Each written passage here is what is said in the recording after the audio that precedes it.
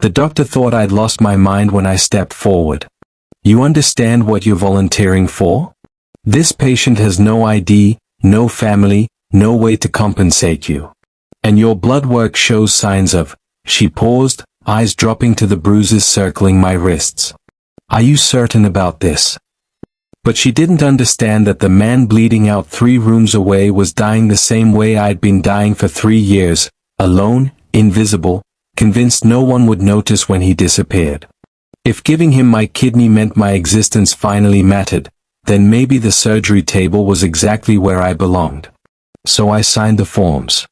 And I never imagined that 1 week later, when men in black suits would storm our recovery room and nurses would gasp at a name that made my blood freeze, I'd realize the stranger wasn't just anyone.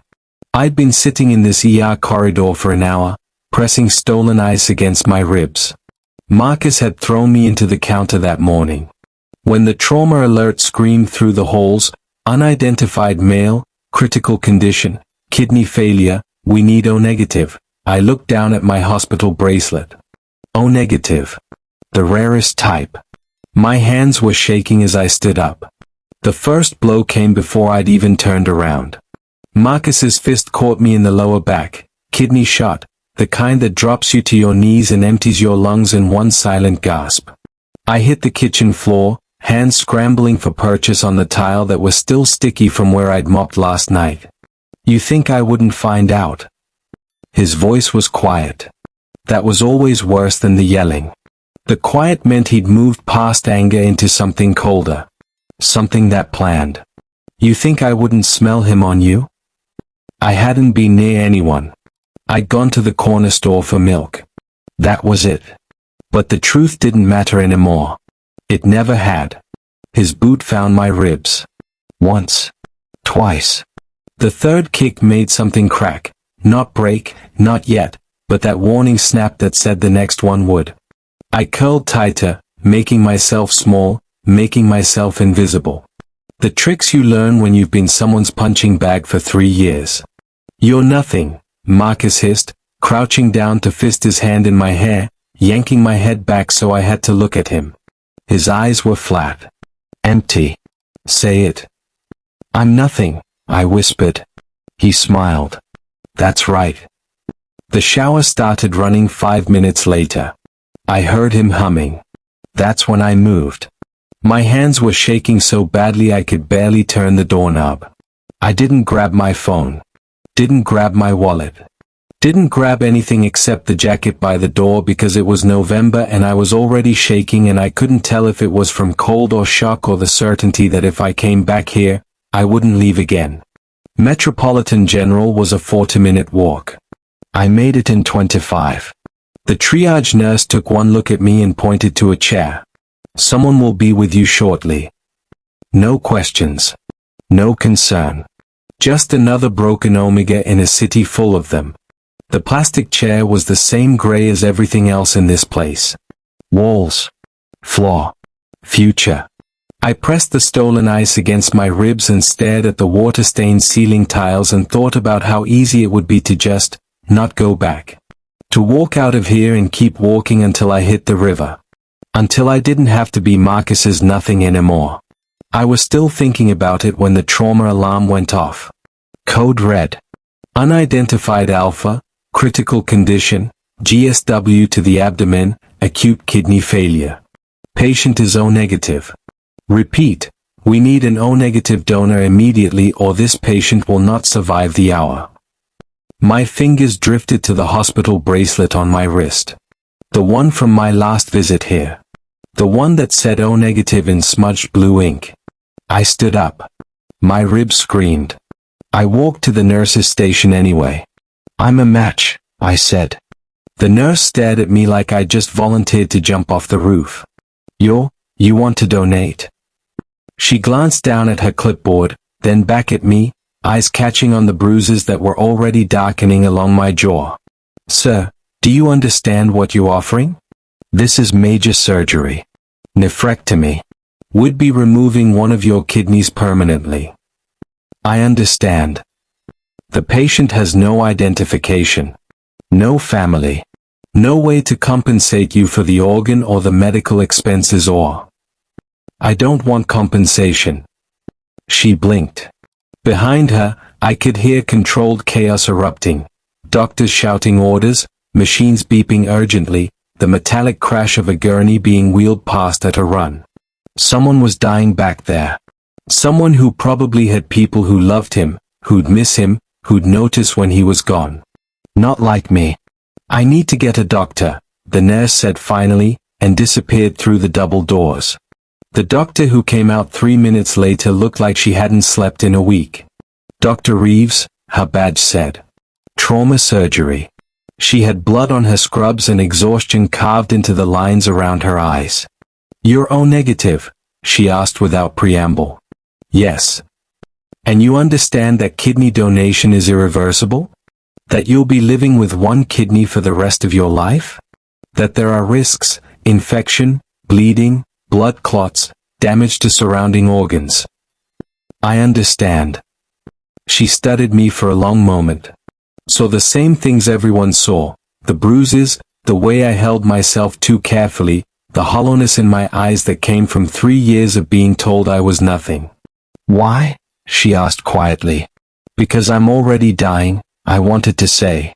Because Marcus is going to kill me eventually and at least this way someone lives.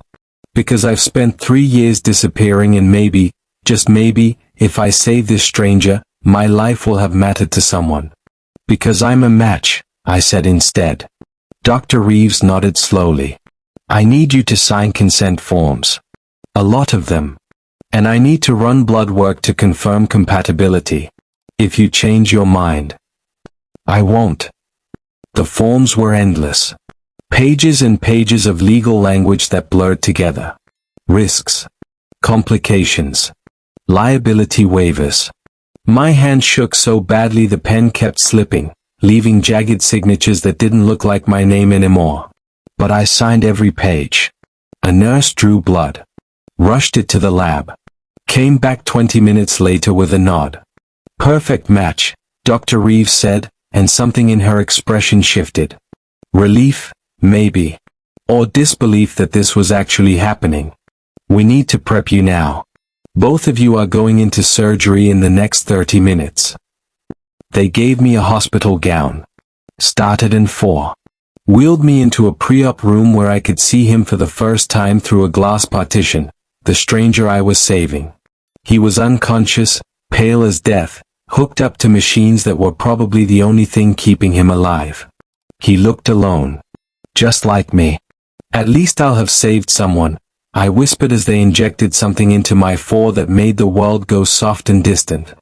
The last thing I saw before the anesthesia pulled me under was the ceiling tiles sliding past as they wheeled us both toward the operating room.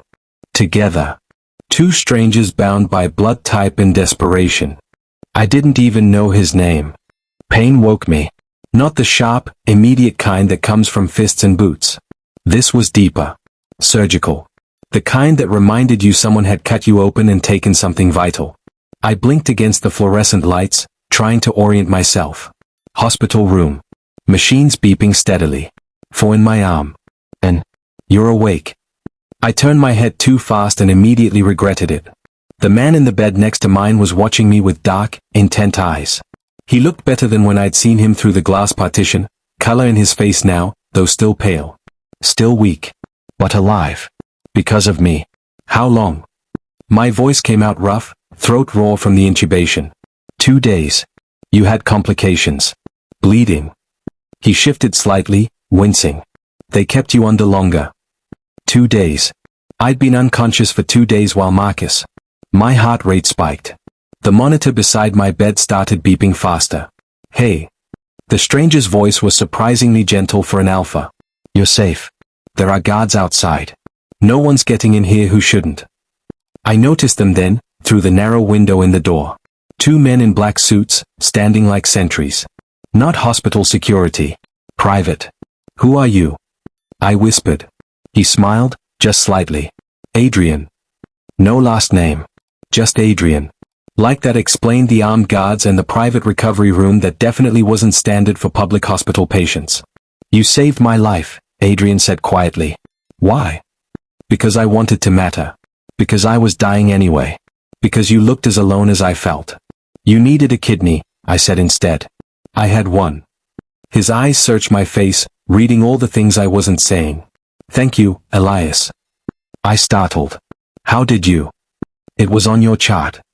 He gestured vaguely toward the foot of my bed. Elias Reed.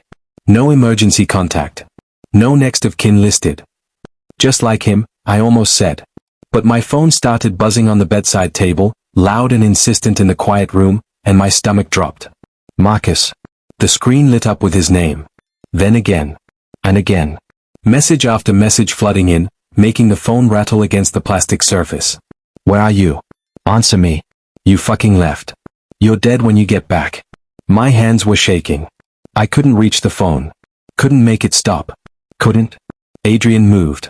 It clearly hurt him. I saw the grimace, the way his hand pressed against his own bandages, but he leaned over the small space between our beds and picked up my phone. Read the messages. His expression went very still. This is him, he said. Not a question. I couldn't answer. My throat had closed up.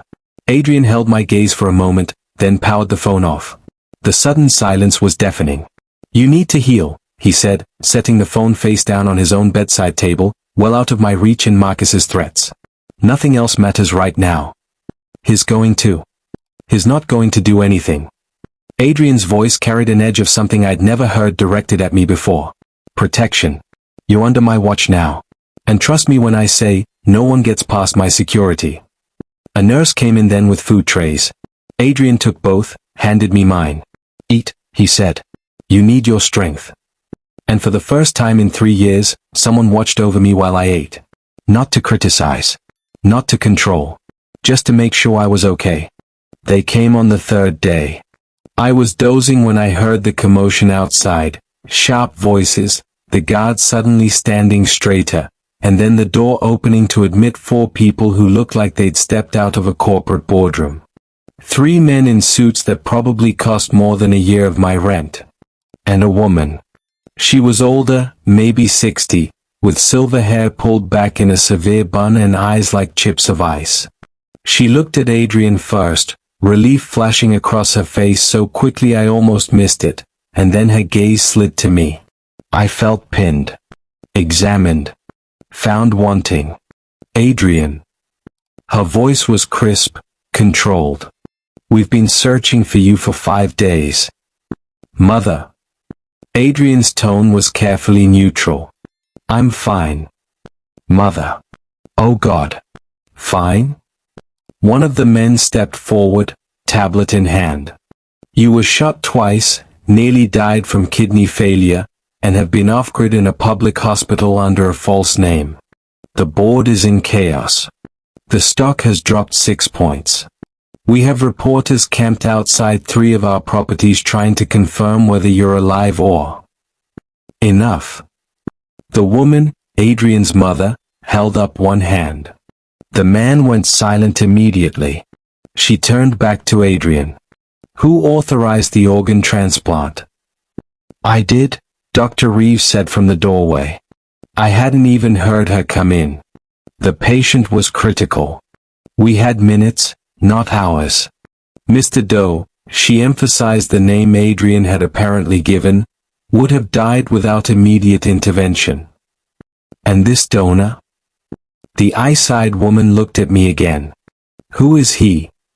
His name is Elias Reed, Adrian said before anyone else could answer. And he saved my life. The way he said it made something shift in the room. A claiming. A line drawn. One of the suited men was already typing on his tablet. Elias Reed, age 26, no registered employment, no fixed address, no, he paused, fingers stilling. His expression changed. He has a registered domestic partner. Marcus Cole. My stomach dropped. Is that true? Adrian's mother asked, gaze sharpening on me like a scalpel. I couldn't speak. Could barely breathe. Mrs. Blackwell, Dr. Reeves interjected carefully. Perhaps this conversation should continue outside. Blackwell? The word escaped before I could stop it. Adrian's eyes met mine. Apologetic. Resigned. Adrian Blackwell, one of the men said, like he was making an introduction at a business meeting. Heir to Blackwell Industries. Your donor just gave a kidney to one of the most powerful alphas in the country. The room tilted. Blackwell Industries. I'd seen their logo on buildings downtown. On news reports. They owned half the city's real estate. Had contracts with the government. Were worth billions, Adrian said softly, reading my expression. Yes. His mother's lips thinned. We need to discuss compensation. Confidentiality agreements.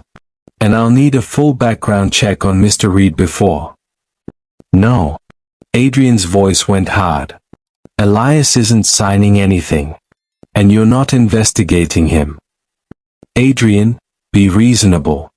We don't know anything about this person.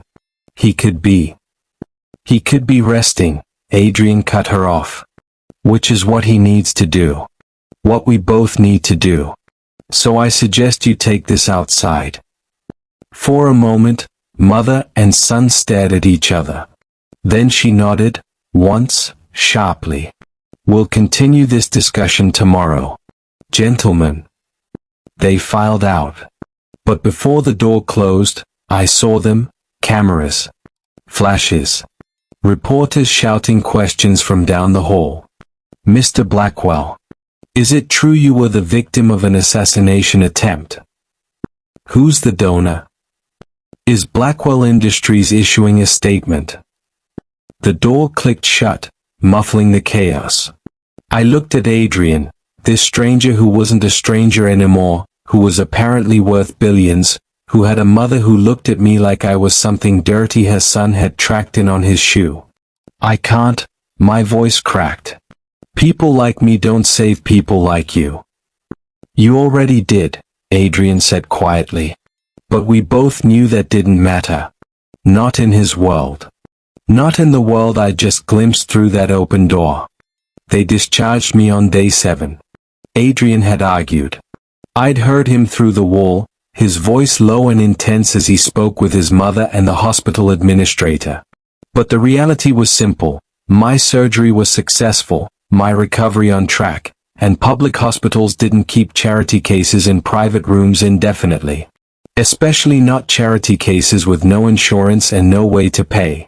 Come with me, Adrian had said that morning, standing despite the pain it clearly caused him. I have a penthouse. Security. You'd be safe. Safe. The word felt foreign in my mouth. I can't. I was already pulling on the clothes they'd brought me, my same blood-stained shirt from a week ago, now clean but still marked with what had happened. I don't belong in your world. Elias. Thank you for everything. I couldn't look at him. If I looked at him, I might actually say yes, and that would be worse. Because eventually he'd realize what his mother had seen immediately, that I was nothing. And when he threw me out, it would hurt so much worse than anything Marcus had ever done. Better to leave now. On my terms. The apartment building looked smaller than I remembered. Dirtier. The elevator was broken again, so I climbed 4 flights of stairs, each step pulling at my incision, and stood outside the door with my hand on the knob. I could still turn around. Could walk back down those stairs and... The door opened. Marcus stood there, eyes scanning me up and down, expression unreadable. Where the hell have you been? Clinic. The lie came automatically. Free clinic downtown. I told you my ribs were bad. For a week. They kept me for observation. Possible internal bleeding. I pulled up my shirt slightly, showing him the bandages. Not a lie, technically. Just, not the whole truth. Something flickered in his eyes. Suspicion. But he stepped back, let me in. The apartment felt wrong. Smaller than before. Darker. The air was stale, heavy with the smell of old takeout and Marcus's cologne that used to make me feel safe and now just made my throat close up. After a week of clean hospital air and Adrian's gentle presence, This place felt like a tomb. You should have called, Marcus said, closing the door. Locking it. The sound of the deadbolt sliding home made my heart race. They took my phone, remember? You turned it off. Right. He moved closer, and I forced myself not to flinch. You seem different. I'm tired. No. His hand came up, gripping my chin, forcing me to look at him. You smell different. Hospital soap. Antiseptic. And probably, faintly, Adrian's scent from the shared recovery room. It's the medication, I said quickly. They gave me antibiotics. It messes with. His grip tightened, fingers digging into my jaw hard enough to bruise. Don't lie to me. I'm not. Where's your phone? At the clinic. They said I could pick it up when. You're not going back there. He released me, stepped back. In fact, you're not going anywhere. Not until I figure out what you're hiding. Marcus, I'm not hiding anything. Then you won't mind staying home for a while. His smile didn't reach his eyes. Just until you're fully recovered. I'll take care of you. Make sure you rest. Make sure you don't wander off again. He said it like it was concern. Like it was love. But I heard the threat underneath. I was a prisoner now. And the worst part was, after a week of kindness, after Adrian's protection and gentle words and the promise of safety, coming back to this felt like dying all over again. Only this time, I knew exactly what I was missing. Marcus left for work on day 3 of my captivity. He'd been circling me like a predator for 72 hours, watching everything I did, questioning every breath. But his supervisor had called, threatened to fire him if he didn't show up, and Marcus needed the paycheck more than he needed to guard me. Don't even think about leaving, he'd said, standing in the doorway. I've got cameras now. He didn't. I checked. But the threat was enough to keep me frozen on the couch, staring at the door he'd locked from the outside. The knock came 20 minutes later. Soft. Professional. 3 measured taps. I approached the door like it might explode. Peered through the peephole. A man in a black suit stood in the hallway. Not Marcus. Not anyone I recognized. But something about the way he stood, alert, controlled, dangerous, reminded me of Adrian's guards at the hospital. Elias Reed. His voice was low, barely audible through the door. Who's asking? I work for Adrian Blackwell. I have a delivery. My heart stopped. I can't. Marcus locked the door. I can't open it. A pause. Then, step back. I heard the lock click. Once. Twice. The deadbolt sliding free like it had never been locked at all. The door opened 6 inches. The man's hand appeared, holding a small box wrapped in plain brown paper. Mr. Blackwell wanted you to have a way out. Everything you need is in here. Hide it well. I can't accept. You already did. He pressed the box into my hands. The watch has GPS. The phone has 1 contact. The button is for emergencies only. Press it and we'll be here in under 5 minutes. Do you understand? I nodded, mute. Good. He glanced down the hallway. Lock the door after me. And Elias? Use it before you need to. Then he was gone, and I was standing there with a box that felt like it weighed 1,000 pounds. Inside was exactly what he'd said. A smartphone, sleek and black, with a single contact saved, Adrian. A watch that looked expensive but plain enough not to draw attention. And a small black button, no bigger than a coin, with adhesive backing. I hit the button inside the bathroom vent. The watch I wore immediately, pulling my sleeve down over it. The phone. Where could I possibly hide a phone that Marcus wouldn't find? I was still trying to figure it out when I heard his key in the lock. Too early. He wasn't supposed to be back for hours. I shoved the phone under the couch cushion, heart hammering, and barely made it back to my spot before the door opened. Marcus's expression was thunderous. They sent me home. Said I was too distracted. His eyes landed on me, and something in them made my blood freeze. What did you do while I was gone? Nothing. I slept. Liar. He crossed the room in 3 strides, grabbed my arm, yanked me up. His nose went to my throat, scenting. Someone was here.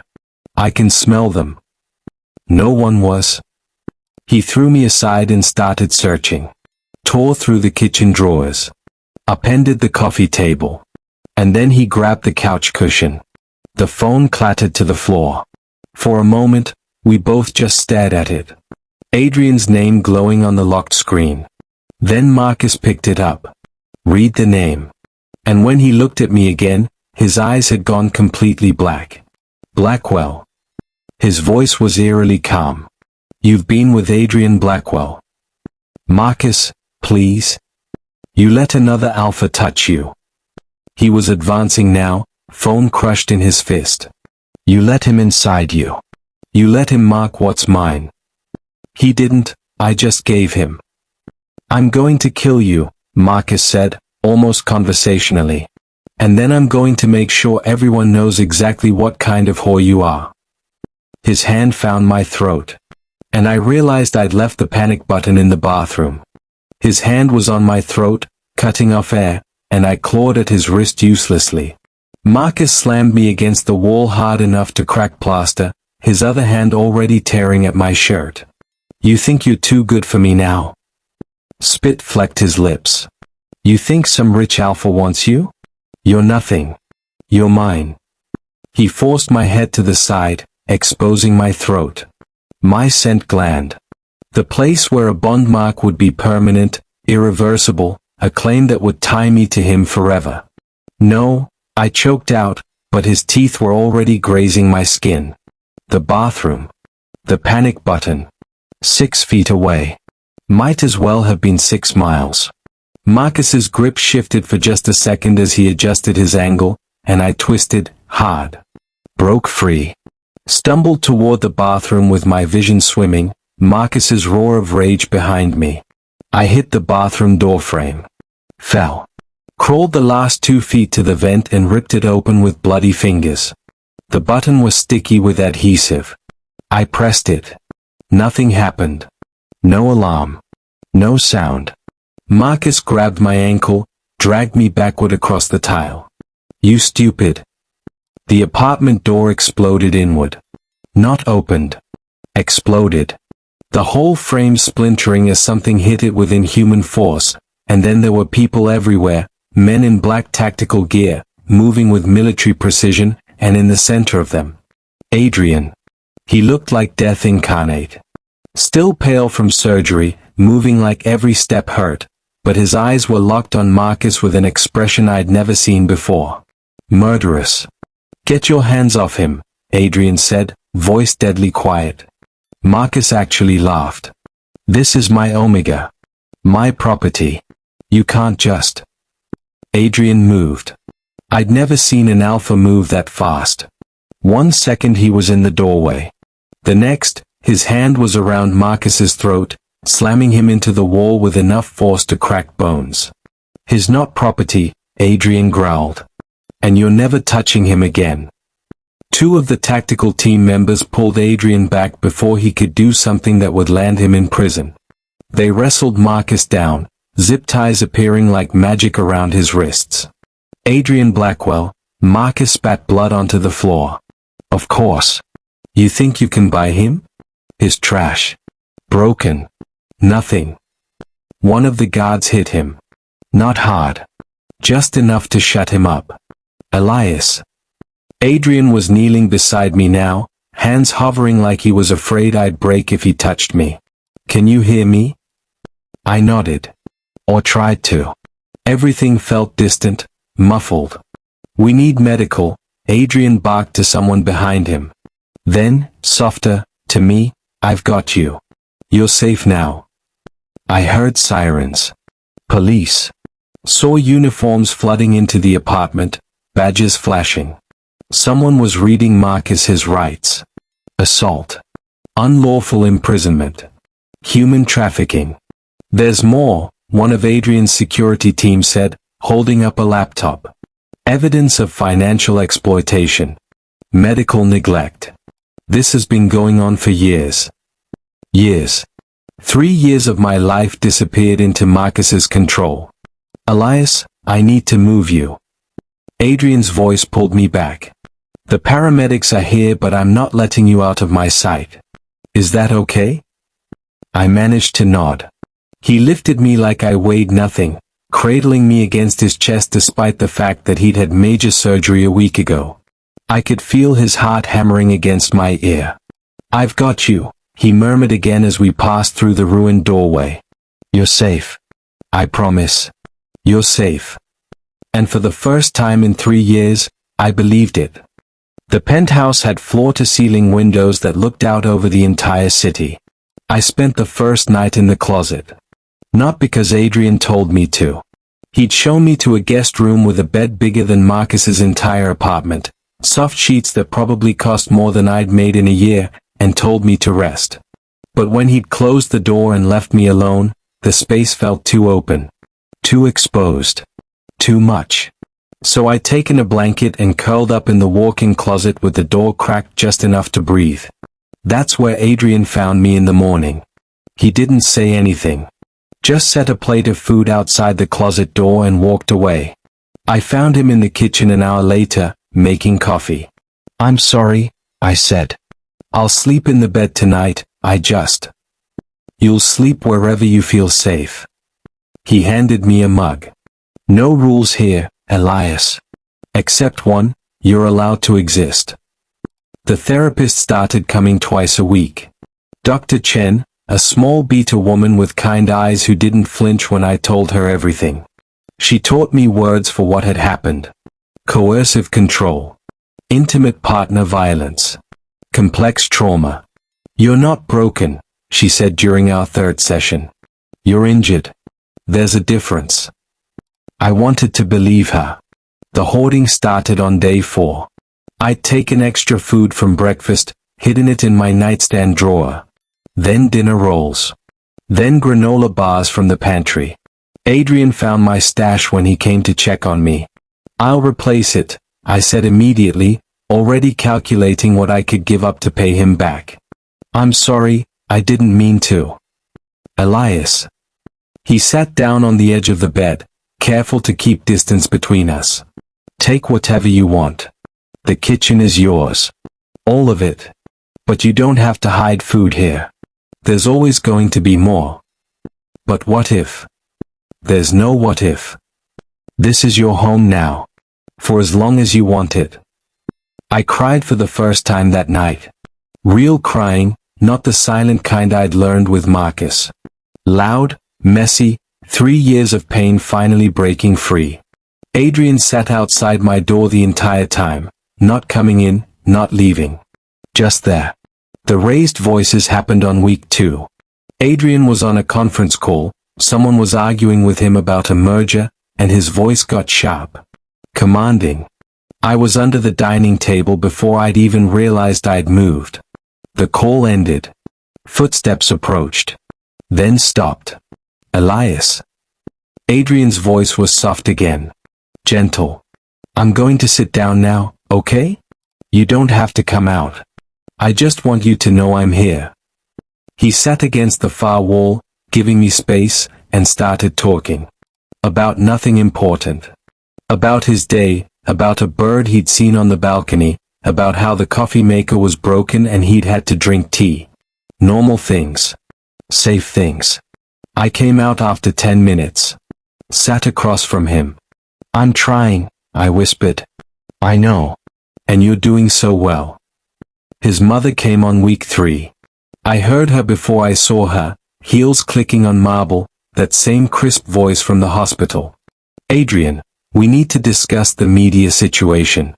They're speculating about your mystery companion then. She stopped in the doorway to the living room. I was curled on the couch, one of Adrian's sweaters wrapped around me, reading a book he'd given me. Adrian sat in the armchair across from me, working on his laptop but glancing up every few minutes to check on me. We looked domestic. Peaceful. Mother, Adrian said, standing. But she was staring at me. Then at her son. Then back to me. He's smiling, she said softly. Adrian, you're smiling. And I realized he was. A real smile, small but genuine, the kind that reached his eyes. Yes, Adrian said simply. His mother's expression cracked, just slightly. She looked at me differently this time. Not like trash. Like someone who'd given her son something she thought was lost forever. Tea. Adrian offered. She nodded. Yes. I'd like that. 6 months later, I stood in a courtroom and watched Marcus get sentenced to 15 years. He'd looked at me across that space, tried to catch my eye, mouth my name. But I didn't flinch. Didn't look away. Just stood there with Adrian's hand steady on my lower back and felt nothing but relief when they led Marcus away in chains. It's over, Adrian murmured as we left the courthouse. Not quite. But close. The Omega Advocacy Center was in a converted brownstone downtown.